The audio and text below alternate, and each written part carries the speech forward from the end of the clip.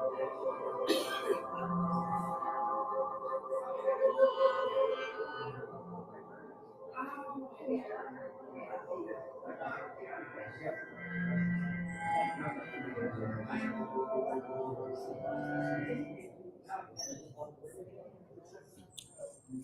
morning. Hope you're all ready to work. Because I got a whole bunch of clipboards up here. This is not what I collected, but so I'm going to be giving these away today. We have 3 different opportunities, let's say, for you to engage in things happening around here. The first one is for Harold's Closet. We are the closet is open Saturdays and Tuesdays, and we need lots of people to help out with that. And in fact, if we get some extra people, we might even find another time to open. The next one is for the hanging of the greens and soup supper, which is going to be this coming Saturday at 3 o'clock. We're going to transform our space to be ready for the coming season, and so we need some folks to make some soup. I'm going to be one of those. And there are some other things here that can be contributed along, just kind of nice and for showing up. And then it is time to start populating the list for the Munch and Meatball. I'm trying to get that as the following worship. And so if you would like to take one or more of those times, I would invite you to do that. That being the case, this is what happens when you sit in the front row now. You can start. Pass it. Yeah. But you're there to take possession. So, you ever have those things that just cause you to panic a little bit?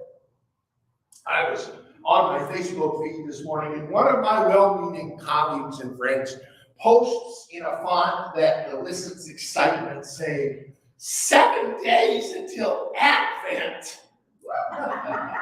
And I went, anyway, it is 7 days until Advent. When we get together next Sunday, that actually is the first Sunday of the church year and first Sunday of Advent. This season, we are, our theme is from generation to generation. This comes from a group called the Sanctified Art, and they've actually done a lovely job putting all of this together. We will have this daily devotional guide available for you next Sunday. You can pick those up. If you're one of those people who like to read ahead a little bit, you can actually find a digital version of this on the home page of our website. There is a link there, and it actually is exactly the same material, and as you turn the pages, it's one of these things where you can actually hear the page turn. So anyway, that's available for you there from generation to generation. And this is a little bit unusual because we begin our Advent journey with quite frankly, something I've never done before in Advent. Our first stop along the way is the list of Jesus' ancestors in the first chapter of Matthew.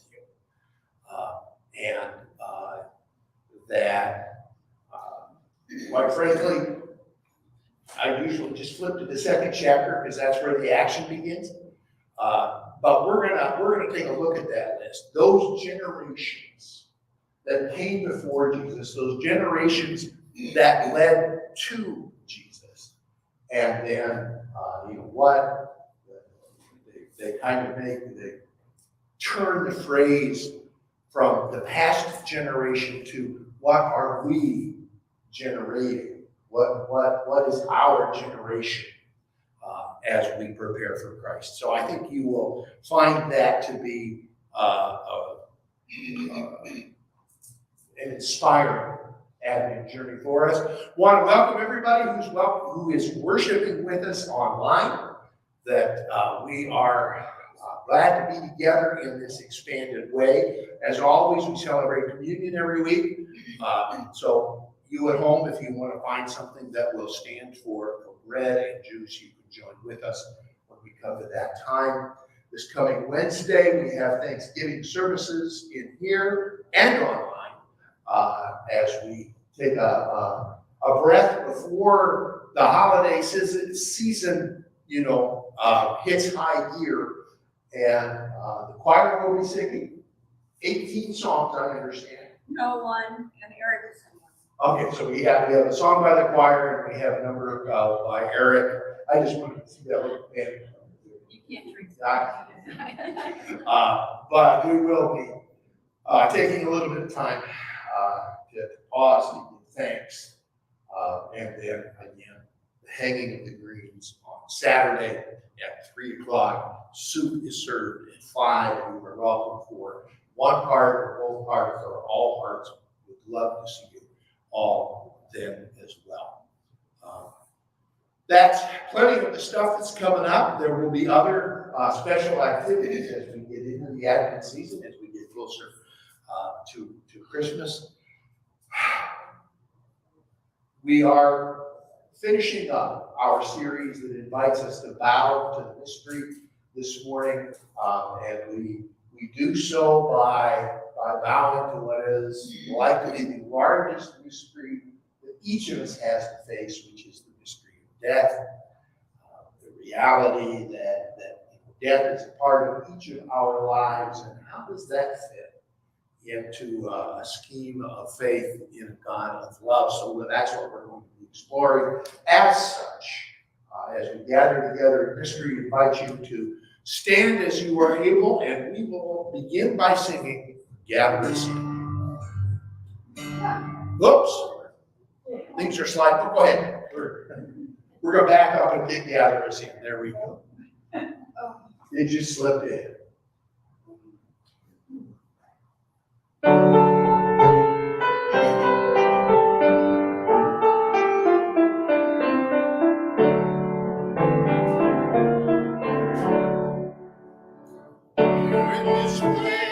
New light is streaming, now is the darkness vanished away.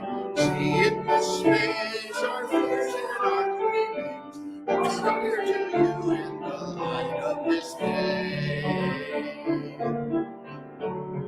Gather us in the lost and forsaken, gather us in the blind and the lame. Call to us now and we shall awaken, we shall arise in the sound of our name.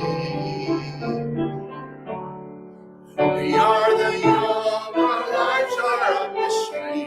We are the old, we yearn for your face. We have been sung throughout all of history, called to be light to the human race. Gather us in the rich and the haughty, gather us in the proud and the strong. Give us a heart so meek and so lowly, give us the courage to learn the song. Here we will take the wine and the water, here we will take the bread of new birth. You shall call your sons and your daughters, call us anew to be salt for you. Give us to drink the wine of compassion, give us to eat the bread that is you. Nourish us well and teach us compassion, hearts that are holy and hearts that are true. Not in the dark of buildings confining, not in some heaven like there's no way, but here in this space the new light is shining. Now is the gift, now is the day. Gather us in, the hope is forever. Gather us in and make us your own. Gather us in, all peoples together. Fire of love in our flesh and our.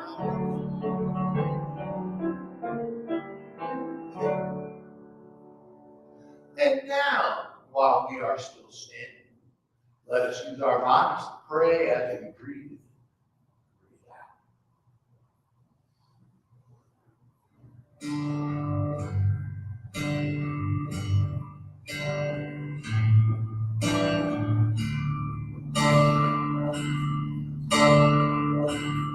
Hands open to the day. Breathe in, breathe out. Hands joined as if to pray.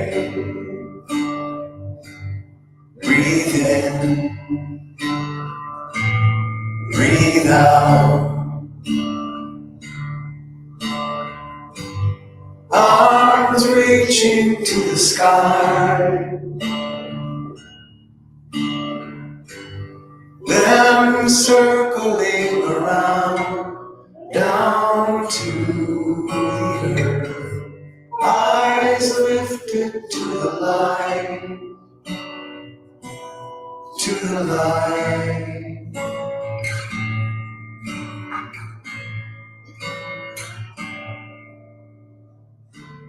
Hands, branches catching rain. Breathe in, breathe out. Then rising like a storm of rain. Breathe in, breathe out. Arms reaching to the sky. Then circling around, down to the earth. Eyes lifted to the light, to the light.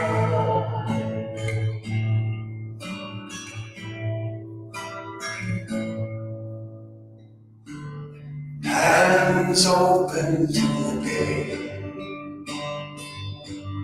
Breathe in, breathe out. Hands joined as if to pray. Breathe in, breathe out.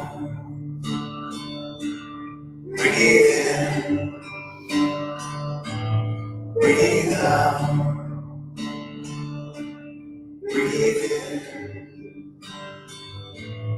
breathe out.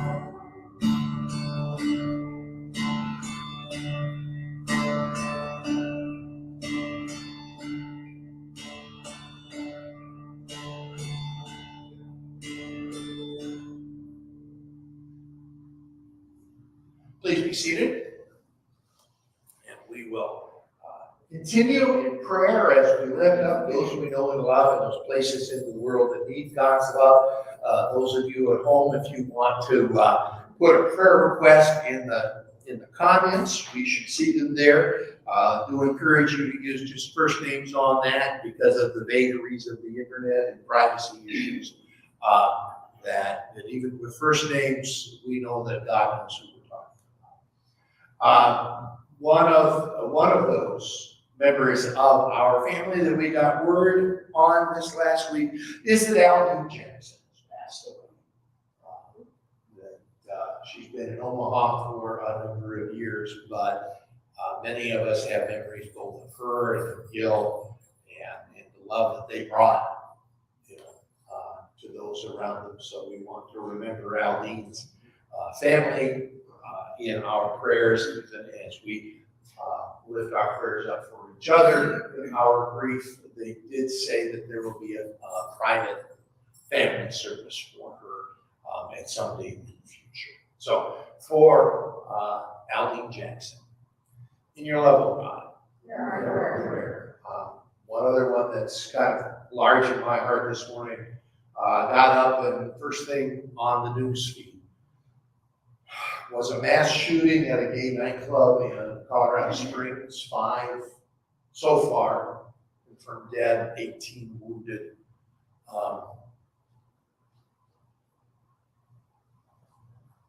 Too much hate in the world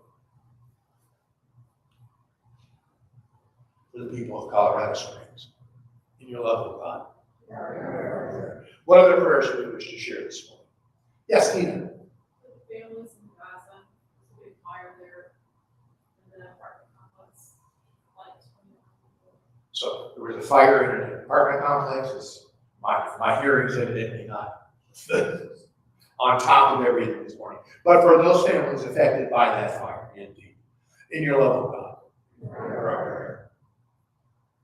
Other people in New York dealing with the storm that was hitting their area. Oh, absolutely. For the people who are dealing with the storms hitting in their area, even as we have prayers of gratitude, that wasn't us. Especially for all the snow out in New York. But for all of those who are dealing with these early winter storms, in your love of God. Jen. For Sharon Scott-Moore, she who passed a couple days ago, and for his family, So tell me the name again. Marshmallow. Marshmallow. Oh, yes, Marshmallow. That we have. I have a friend who had a blind cat that she had named Ray Charles. And she's missing Ray this morning too. So for all of those companions of every species that have touched our lives with love and for the difficulty in letting go. In your love of God. Other prayers we should share. Our friend Karen, who was recently diagnosed with And that was Karen, who has been diagnosed with cancer. In your love of God.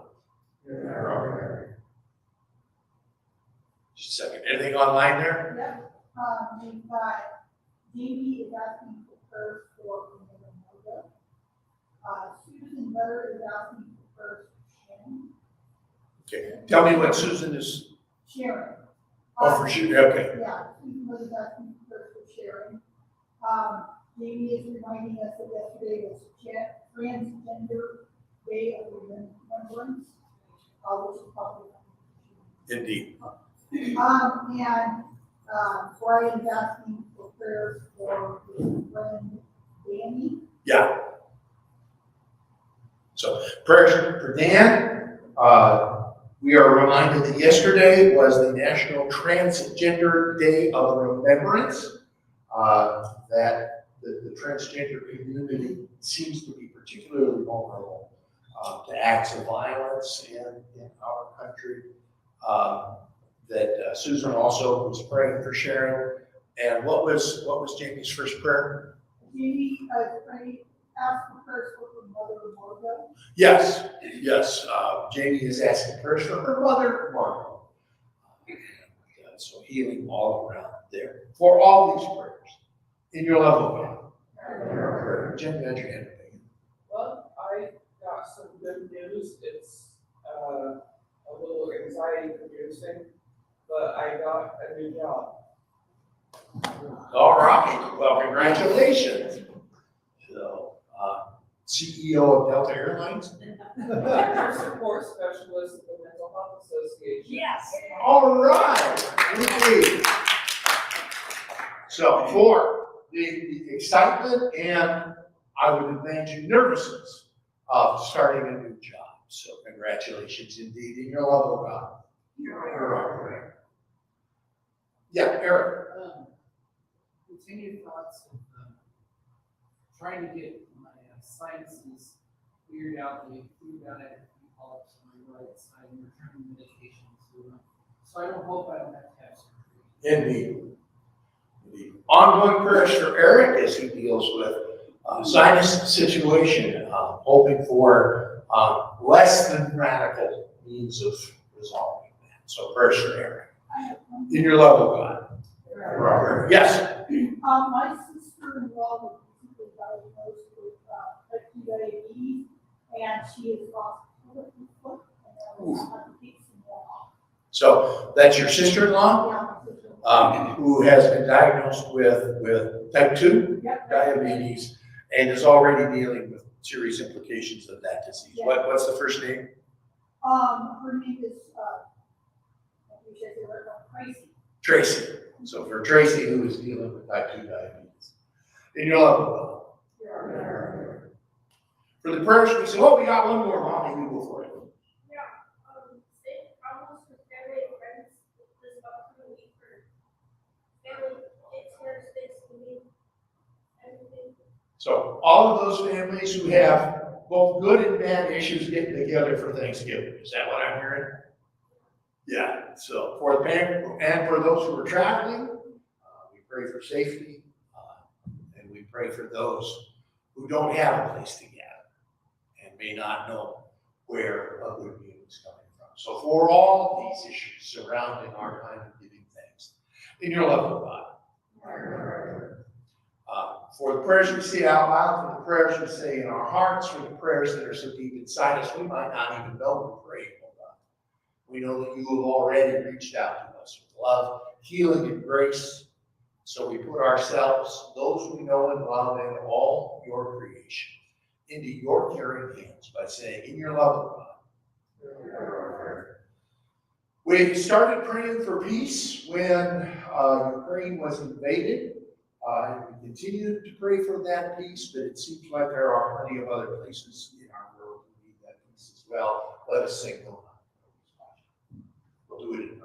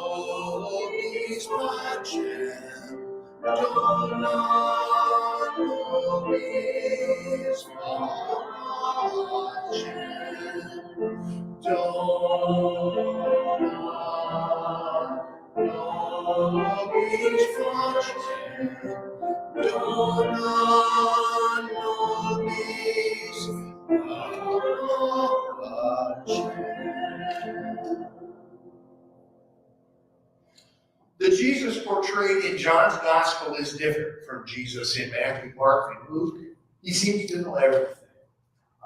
And yet, even in the midst of knowing everything, even in the midst of seemingly knowing what is going to happen when they come to the tomb of Lazarus, when Jesus is with his good friends Mary and Martha, the reality of that is such that it still makes him cry. When Jesus arrived, he found that Lazarus had been buried 4 days before. Bethany was less than 2 miles from Jerusalem, and and many Judeans had come to see Martha and Mary to comfort them about their brother's death. When Martha heard that Jesus was coming, she went out to meet him, but Mary stayed in the house. If you had been here, Lord, my brother would not have died. But I know that even now, God will give you whatever you ask him for. Your brother will rise to life. I know that he will rise to life on the last day. I am the resurrection and the life. Those who believe in me will live, even though they die. And those who live and believe in me will never die. Do you believe this?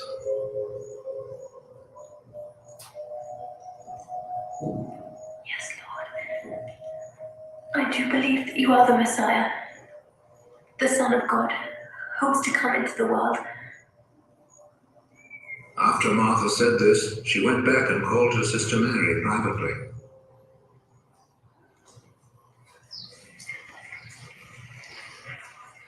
The teacher is here and is asking for you. When Mary heard this, she got up and hurried out to meet him. Jesus had not yet arrived in the village, but was still in the place where Martha had met him. The people who were in the house with Mary, comforting her, followed her when they saw her get up and hurry out. They thought that she was going to the grave to weep there.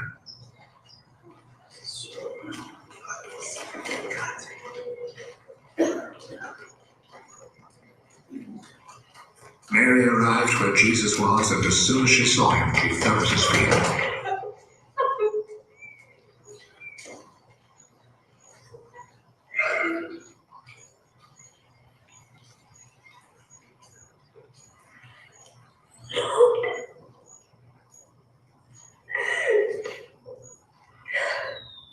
If you had been here, my brother would not have died. Jesus saw her weeping, and he saw how the people with her were weeping also.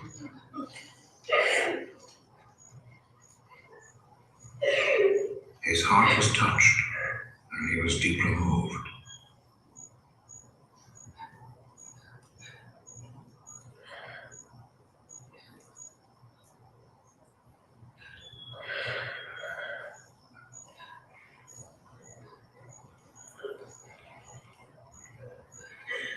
Where have you buried him?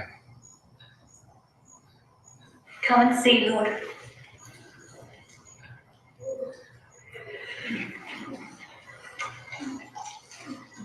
Jesus wept. See how much he loved him, the people said. But some of them said, he gave sight to the blind man to live. Could he not have kept Lazarus from dying?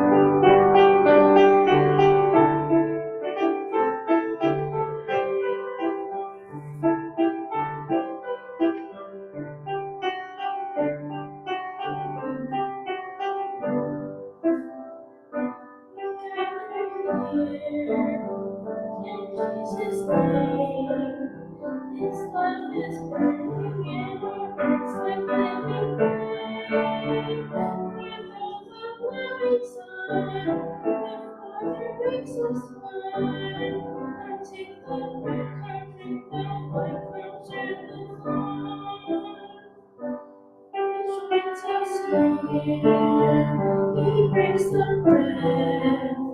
The Lord who pours the cup is risen from the dead. The one who brought the cross is now our gracious cause. Come take the bread, come drink the wine, come share the Lord. We gather still where angels sing. free of ordinary calamity. Now we anticipate the voice for which we pray. Come take the bread, come drink the wine, come share the Lord.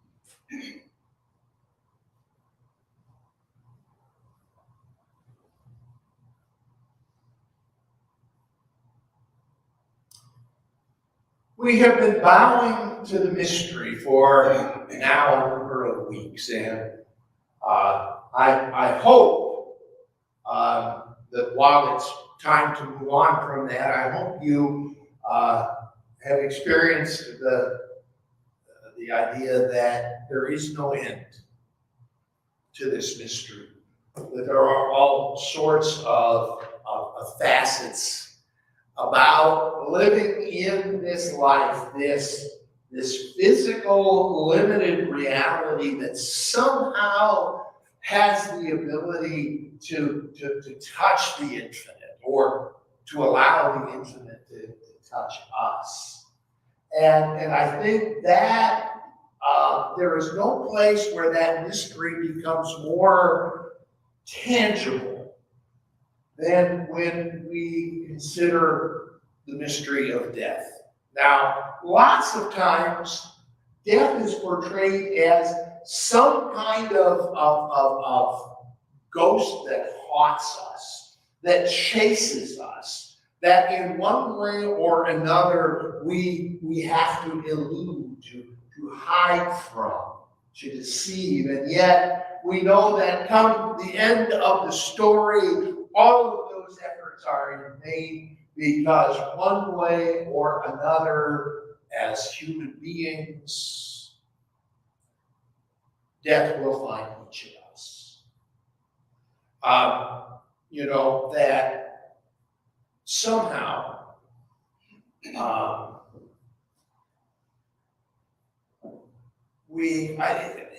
I understand that we perceive deaths in different ways. That there are those who fight it tooth and nail. There are those for whom it comes too early. I remember one funeral that I was called in for wasn't anybody that I knew or a part of the church that I was serving at that time. And it was just, the casket was there, and it was the gentleman's two nephews and actually his older sister. It was all that was there at this moment of death. And when I went to greet her after we were done, the only thing she said to me was, "I think God has forgotten me." She was ready. And I think that's okay. I think we come to that in different ways. When we are confronted with death, for me, there are lots of questions. When a church dies, when you see something, I've never been to a place that has beautiful ruins like that, but I wonder what prayers were said in that space. What marriage has begun? What family members laid to rest? How many times did people feel that God was close in that space? And in many ways, in talking to people who visit spaces like this, somehow that closeness is still present, even though the windows are gone and the walls are falling down and there is no roof yet. We do know that death changes everything. Whether it's physical death, whether it's the death of a relationship, whether it's one phase of life to another, we know that we at New Visions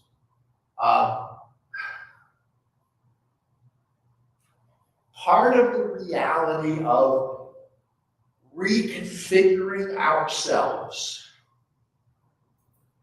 is that finality that will come when the papers are signed. And those buildings no longer belong to us. And we have to trust that God is in some way continuing to use those spaces for grace and for ministry. But to us, it feels like a kind of death.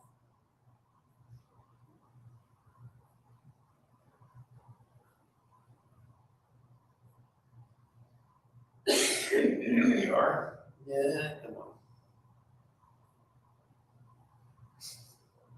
My gadgets are not helping me this morning.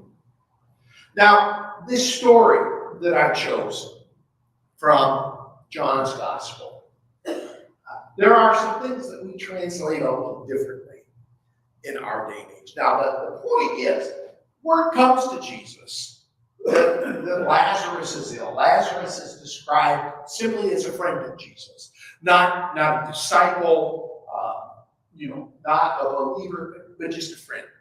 And in the course of the conversation with his disciples, Jesus is pretty clear that he knows that this illness will be the end of Lazarus. And he waits. He waits until word has come that Lazarus has died. And then they go to Bethany. And there he meets these two sisters who are grieving Lazarus. And when Mary finally comes and the crowd goes with her, and the text tells us that when Jesus saw Mary and the people with her and how they were grieving, he was deeply moved. Now, where we translate that, where we hear that a little differently, is, because for us here in the United States, grief is often a pretty reserved kind of activity.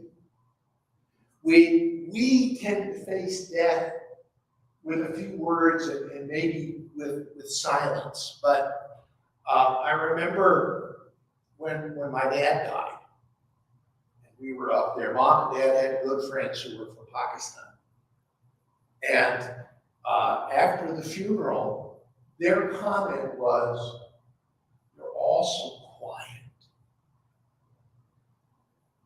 Because in other places in the world, grief is not at all quiet.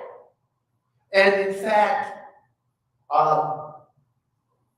the estimation of your love and esteem for the one who has died is often gauged by the volume of the mourners, because they get together and they wail and they cry, and it is this cacophony of grief that has an almost palpable physicality to it, because you hear these cries and these sobs, and I think that's what Jesus was facing when he met with Mary, was not just a few,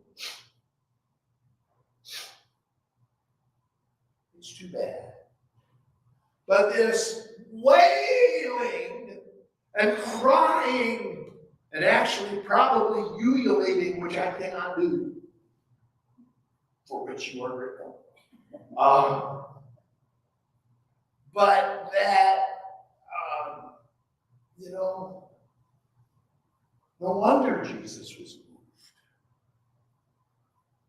because of this wall of agonized sound that enveloped him. And that, again, in English, shortest verse in the Bible, Jesus wept. And we imagine a tear trickling down, maybe a sniff or two.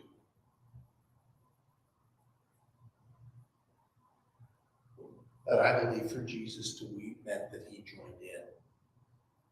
That even though, as you continue reading, Jesus knows full well what he's going to do. Jesus knows full well that he will be having supper with Lazarus that evening. Jesus knows full well that even though the stench of death fills the tomb, there will be life. He knows that. And yet he cries.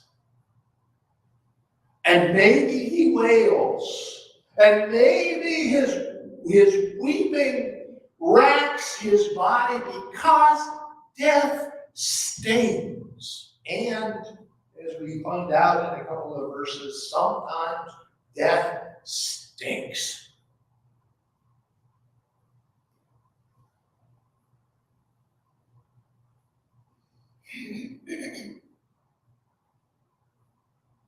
Oftentimes, when there's word of another mass shooting in our screwed up country, they're the ones who seem to have a pandemic shootings. I try to have sympathy on the shooter what was their sickness? How twisted, how warped, how ill are they that they would do this? But when I got up this morning and found again that it seems obvious that people are attacked simply because of who they are and who they love,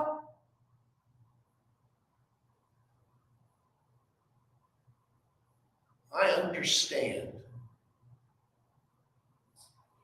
why Jesus wept.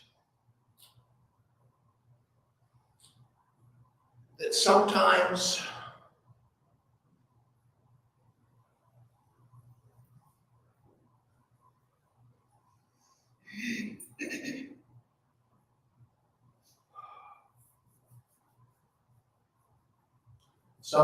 we need to stop and bow before the mystery of death.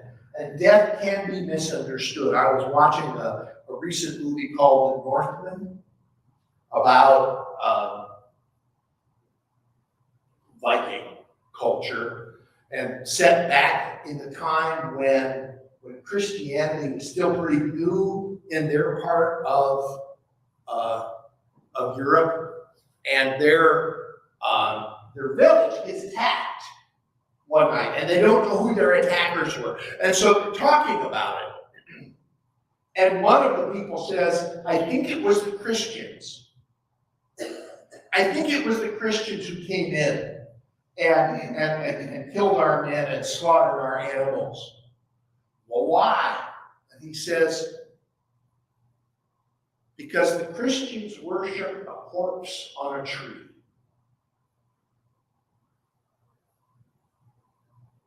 I mean, we know that we worship not just the one who was tortured and died, but the one who rose again. We know that the good news we preach is not suffering and death, but is resurrection. But sometimes we do a lousy job of translating that to the world. That it's not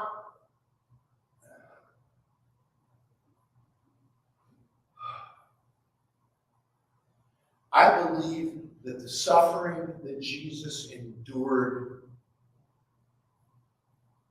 was a sign that which we inflict on each other is not the last word in the conversation about humanity. It was not Jesus' suffering that saves us. It was Jesus' suffering that once again portrays his ultimate solidarity with everything we go through, even death, so that on the other side, new life might begin. someday even our star, the sun, is going to go nova. And this planet and all its memories will be obliterated. But you know, when stars go nova, something new begins. When Jesus died, 3 days later, something new began. There is something about death that sets the stage, or at least that can set the stage for something new to begin. So I have to admit this morning, I find it difficult to bow before the mystery of death, because today I am ready to rage at the mystery of death, especially the deaths that we inflict on each other through bigotry and hatred and politics.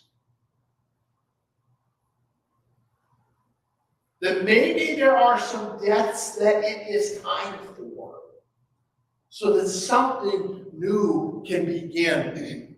Maybe it is time for racism to die, so that new kinds of love can begin. Yesterday was Transgender Day of Remembrance, because especially transgender women are targeted for violence. And too many times are deemed not newsworthy when it happens.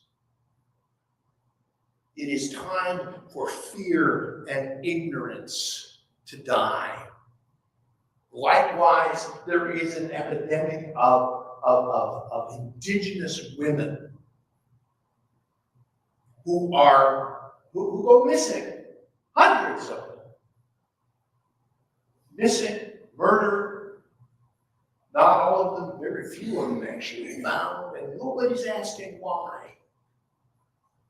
Maybe it is time for indifference to die, so that compassion can abound. This is the last Sunday of the church year, and for those churches that are following the lectionary, this is deemed the Reign of Christ Sunday. Now, I'm not entirely convinced that Jesus ever wanted to be a king. In fact, I'm pretty well convinced he did not. There's a good story in John where when the crowd wants to make him king, Jesus runs away. But if the way we run the world is all about death,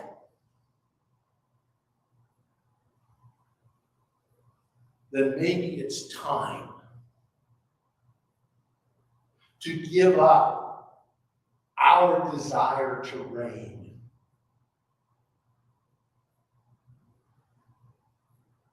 To let the life-giving love of Jesus reign. That for me this morning, and this isn't where I thought I was going, for me this morning to bow before the mystery of death means to be humble in the face of my ability to inflict death on the world and each of us as well. To bow to the mystery of death.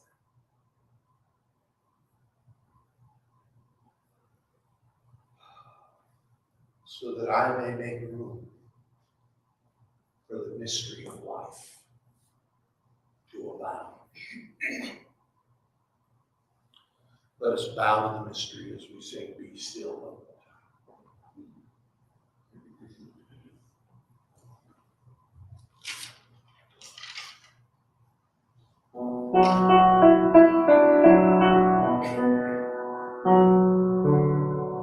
Be still and know that I am God.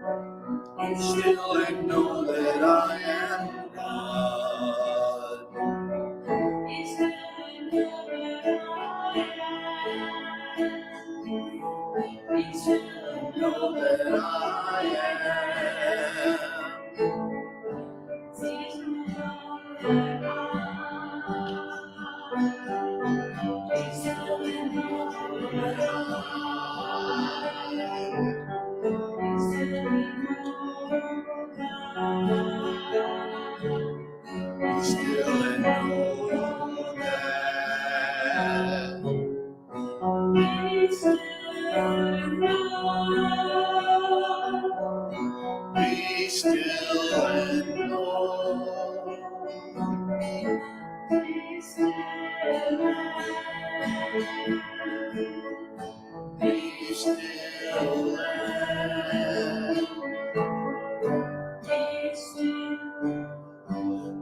still.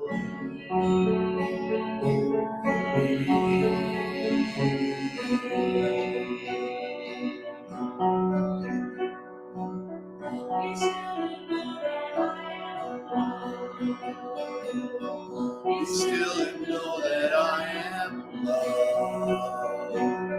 Be still and know that I am. Be still and know that I am. Be still and know that I am. Be still and know that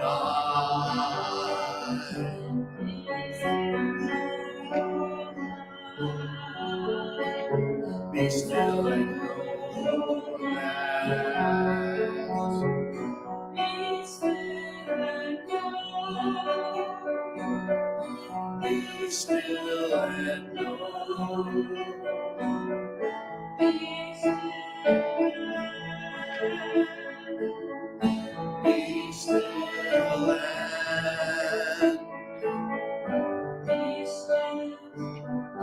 Be still and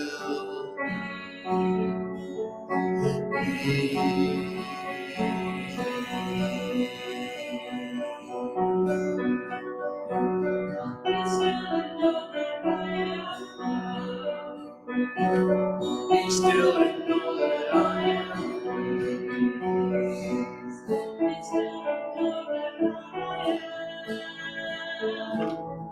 still and know that I am. Be still and know Be still and know that I Be still and know Be still and know that. Be still and know. Be still and know. Be still. Be still and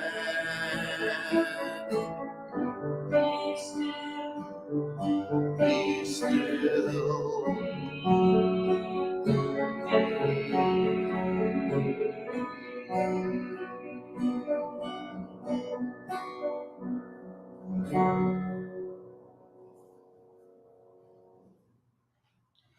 We come once again to celebrate this mystery in which a little bit of juice and a little bit of bread invites Christ to be among us. Doesn't have to be this juice or this bread or even this meal. But somehow the presence, the life-giving presence of Christ comes among us. And we need it. Loving God, we remember how Jesus would draw you close by inviting people to sit at his table, making them welcomed guests, making them family. May we find ourselves invited today as well. To know how Jesus would take bread, give thanks to you, break that bread, and then give it to everyone there, giving it to everyone here. Saying, take and eat, knowing that this broken bread is my presence in you, healing every brokenness that life brings to you. When the supper was over, Jesus took a cup, gave thanks to you, and then gave it to them all, saying, everyone drink from this cup, for in this cup is my lifeblood of our new covenant, which overcomes every obstacle, forgives every sin, staunches every wound. That when we share this cup, in the love of God, we are one. And so, Holy Spirit, bless these meager gifts, that they may be for us the threshold of the mystery of love and of life in Jesus Christ. And bless we who share them, that we might be signs that even when death reigns, you you are not yet done. Amen. Please come up the center aisle, receive the gifts of Christ, turn by your side aisles. Our communion offering this month continues to go to the United Methodist offering. Please.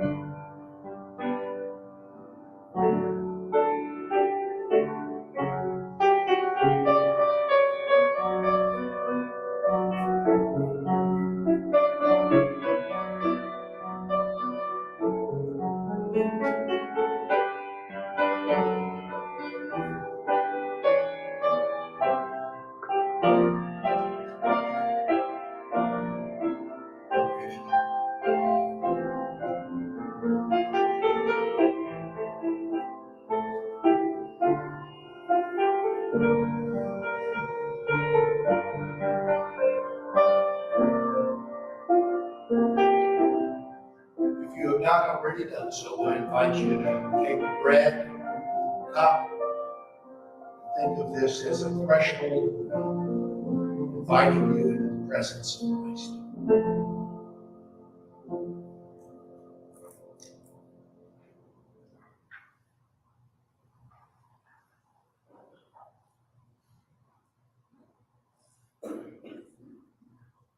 Let us pray. Loving God, open to us the depth of this mystery. To endure the questions we cannot find answers to, but to find instead the presence of the one who holds us close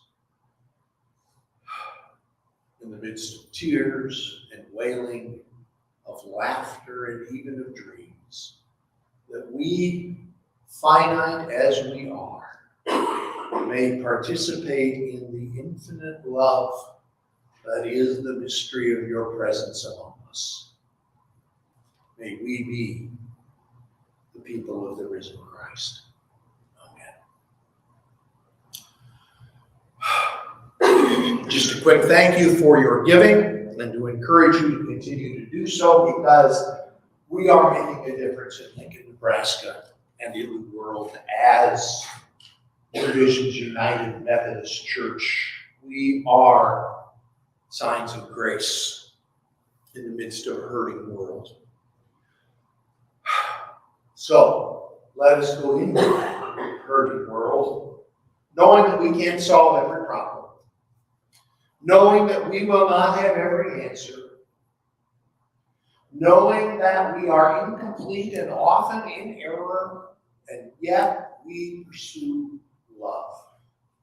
Let us use that image of love in Jesus Christ as our guiding star, as the vision by which we live, let us stand as we are able to sing, Be Thou My Vision.